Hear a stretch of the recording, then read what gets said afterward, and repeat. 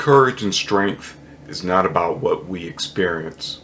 It's about how we grow and trust God no matter the experiences. Let's get into it.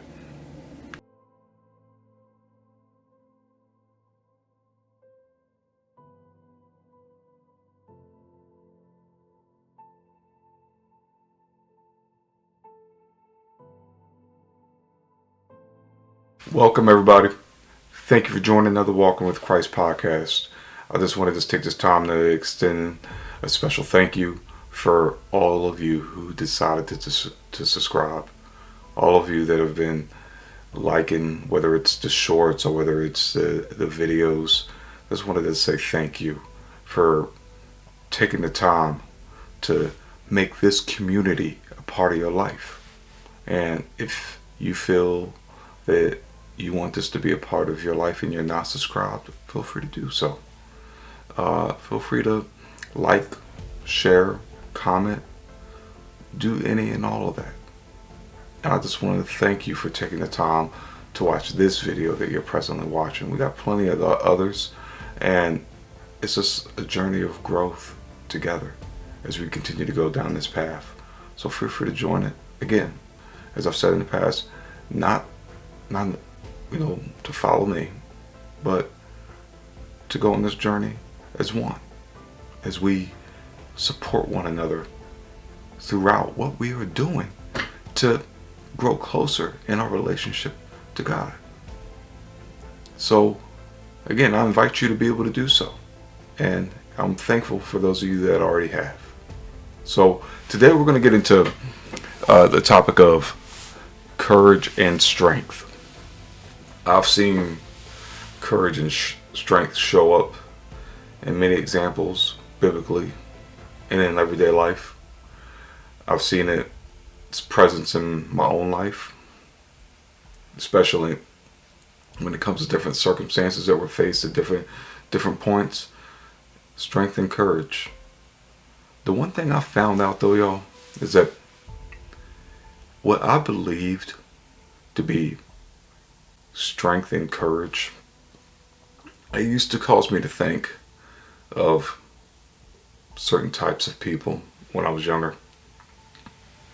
Certain things that were being done.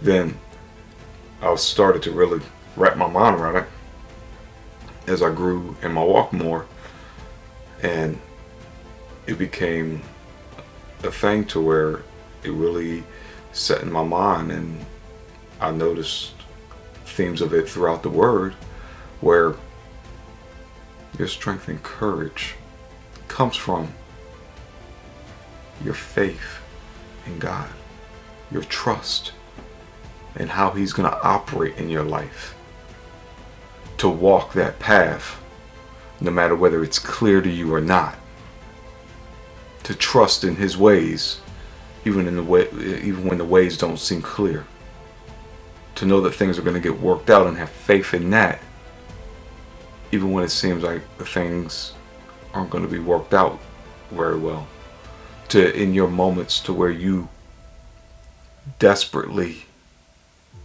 could feel you need something or in a position of real vulnerability, that you believe in Him and what He's going to do in your life, what this is transpiring for, whatever that is transpiring at your life at this moment, or maybe in the past, that He is going to work it out with you. But you have to have a relationship with Him. You have to have a relationship with Him. Strength and courage are built on something, just like many things in life. And that something is based on your foundation, your core of who you are, your beliefs, your commitment, the why and what causes you to do and live in the ways that you live. And that foundation, that core, that reason for me is God.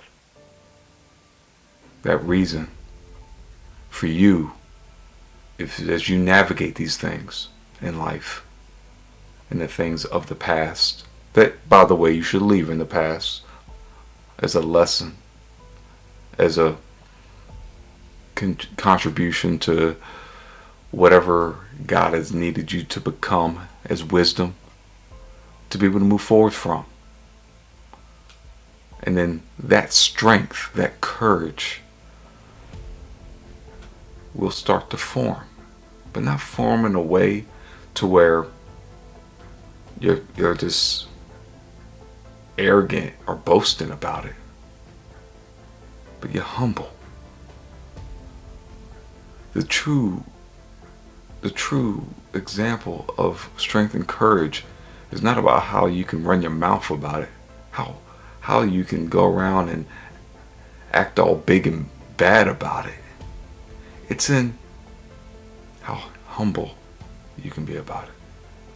It's in how vulnerable you can be in moments, and for that vulnerability not to feel awkward for you, but for it to feel like you're connecting with that in order to grow closer to God. Strength and courage. Sometimes images that people see are closely related to somebody being strong, somebody being intimidating, somebody holding their ground on a certain thought process or a certain stance that they have. And then we define that in the world as somebody's being strong. But when you're standing on the things of God, you're making choices on how you're going to reflect His light, how you're going to build upon that, and how you're going to step into situations where it's hard, it's difficult, you're facing persecution, but you still stand on it anyway, knowing that your reason is because you want to honor and glorify God.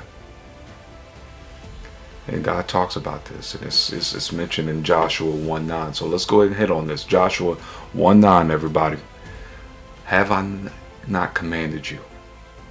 Be strong and courageous. Do not be afraid. Do not be discouraged. For the Lord your God will be with you wherever you are. Wherever you are. You're dealing possibly, for some of you out there right at this very moment, with something that is just destroying you, ripping you apart, to the point where you got tears filled in your eyes, to where you're probably, for some of you, going through the hardest moment of your life right now.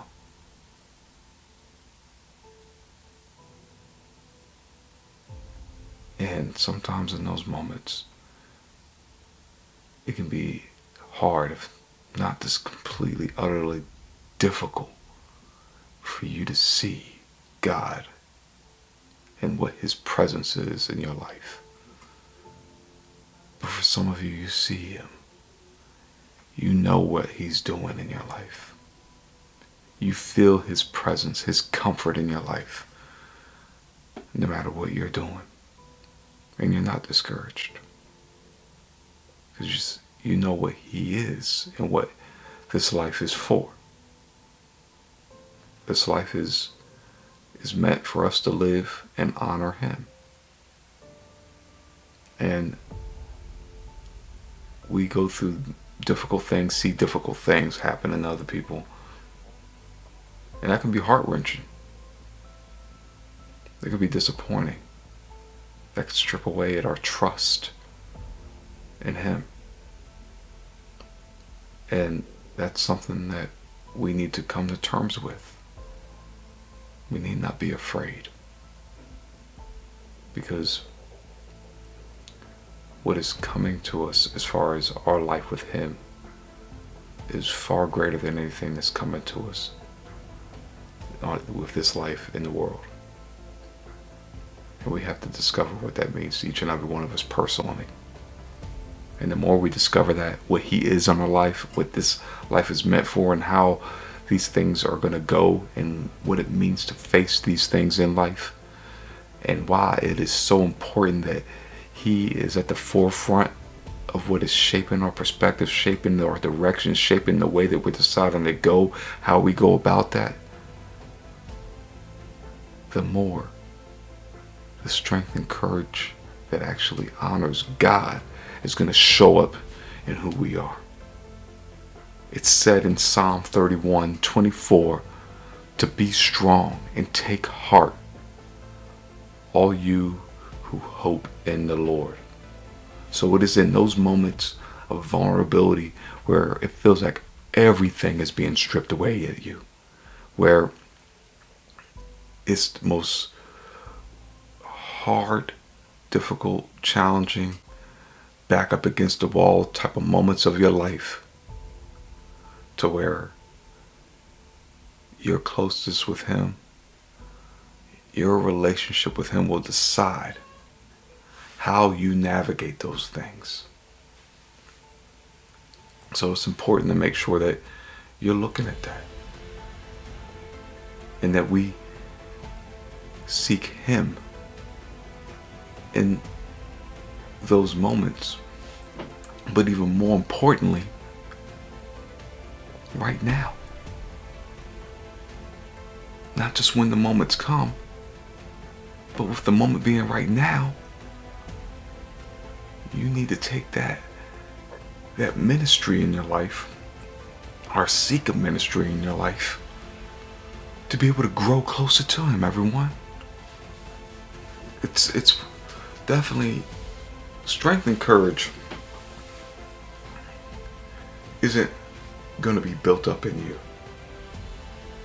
by seeking what strength and courage is valued at from a worldly stance. You've seen so many, maybe you haven't for some of you, but so many stories of what strength and courage looks like. David and Goliath.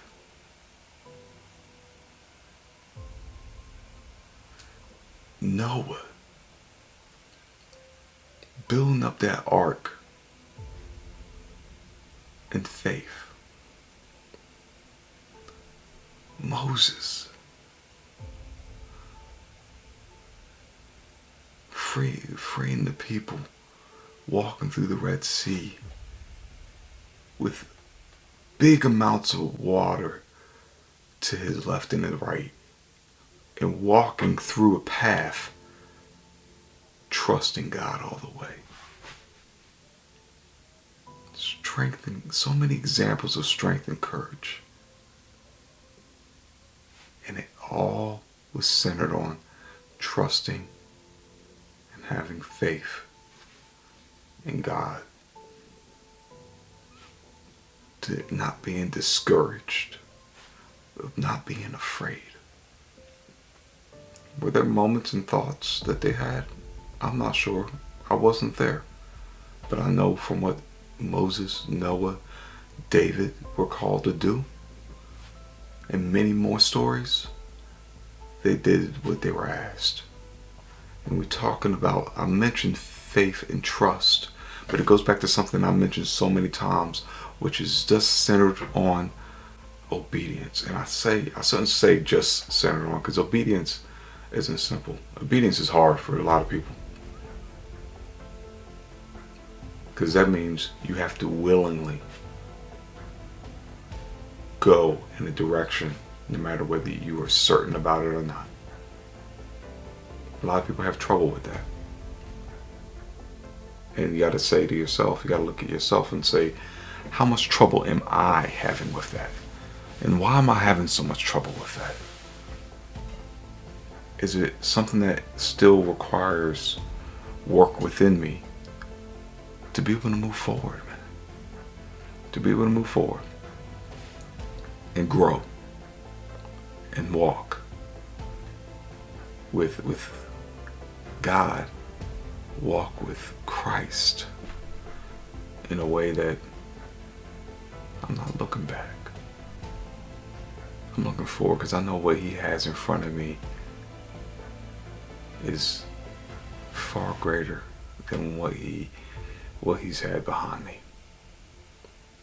You got to trust that. So one thing I wanted to hit was from Ephesians 6:10 through 13. And this is going to overlap because it starts to go on the topic of the armor of God, which is definitely huge in strength and courage. So it hits in the armor of God. And the reason why I just wanted to mention that for a second is because the next series that we're going to do is going to have about 5-6 parts. We'll see where it goes with that, but just wanted to give you all heads up, everybody. Going to do another series just like when the gospel series was done about the armor of God. So I would love for you to join me on that journey, on that series.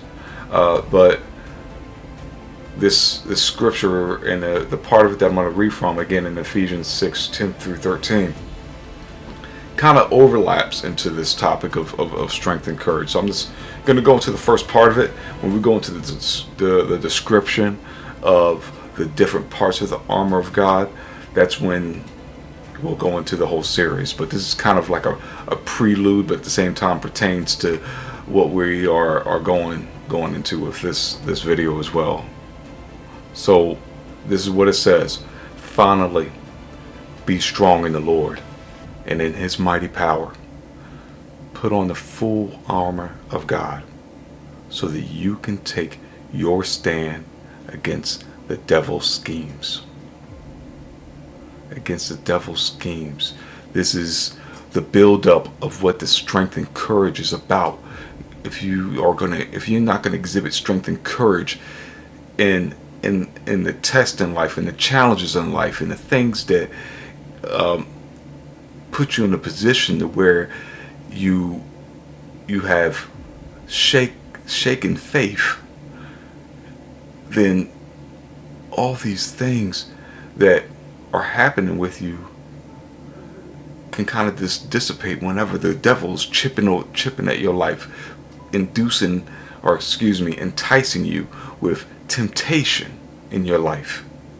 So when we think about that aspect of so that you can take your stand against the devil's schemes, God wants you to grow in His ways, to most importantly have a relationship with Him, while at the same time it also prepares you to take a stand against the devil's schemes.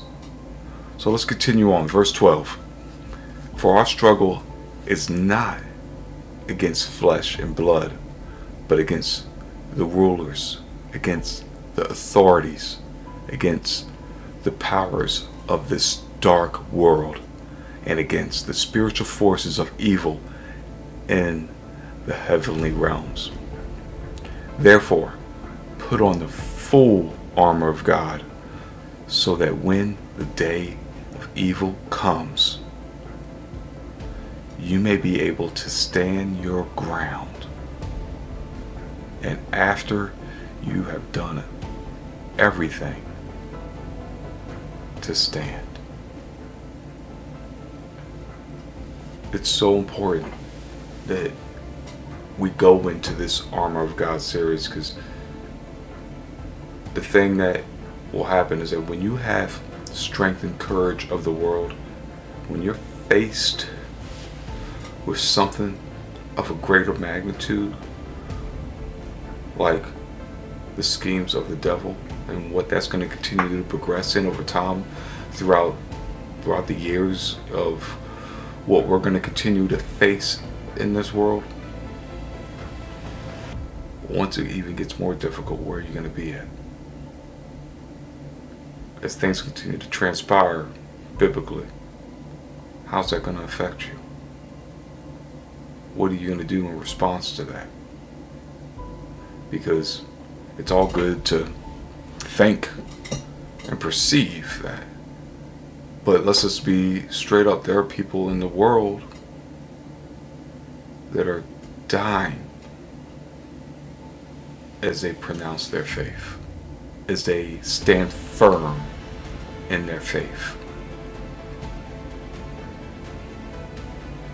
That's something that, depending on where you live, is a possibility. But it's a possibility no matter where you live. We just need to continue to focus on what is in front of us. Because we talked about in different verses in the past of not being worried, not being anxious. And y'all don't need to do that. Things are going to continue to progress in life. And the way we need to start to grow in our walk is to continually try to make sure that our faith is of a faith that we know the best way that we're going to live is going to be living amongst those in heaven. When we take that position. Because right now we live in a world that is going in a lot of different directions, but isn't going in the direction of committing to living a life for God as a whole. As a whole, there are people who do, and there are people who don't, and everybody has a right to make their choice. You just got to decide whether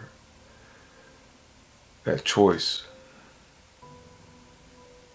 is going to be okay with you on your day of judgment. God bless everyone.